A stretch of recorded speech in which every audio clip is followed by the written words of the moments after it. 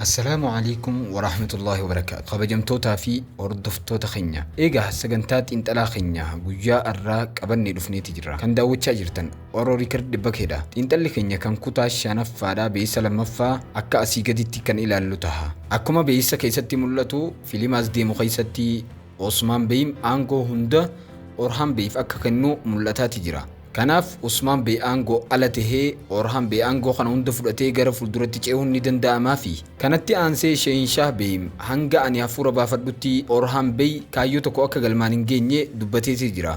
Kanarraa ka'uudhaan Sheenshaah Bey gantuu ta'ee ni mul'ata. Kanumaan wal qabatee Orhan Bey izniik akka deeme maaliif akka deeme kan waliin mari'annu ta'a. Saaroos yookaan hoogganaan masaraa Bursaadha.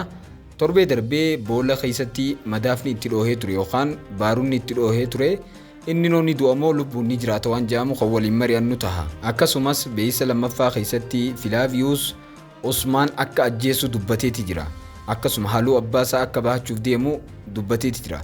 Kanaaf Filaaviyuus Usmaan ni ajjeesa. Kanumaan wal qabatee filimaa torbee darbee yookaan torbee dhufu deemu keessatti masaraa takka akka injifatan Orhan faan ni mul'ata. Masaraan sun masaraa kami kanneen amma dubbanni kun hundinuu xiinxala keenya viidiyoo guyyaa irraa keessatti kan argamu taha. Viidiyoo keenya jalqabuudhaan duratti viidiyoo keenya like share akka gootan asumaan isin gaafanna. Akkasuma warroonni chaanala Oroorii Kardii bakkeedhaaf haaroo taatan mallattoo subscribe jettu kana tuquudhaan mallattoo notification yookaan bilbila moggaa yeroo kana tuqxanii oolirraa akka kaayattan asumaan isin gaafanna. Kanaaf viidiyoo keenya jalqabuudhaan duratti intro gabaabaa booda walitti dachaana.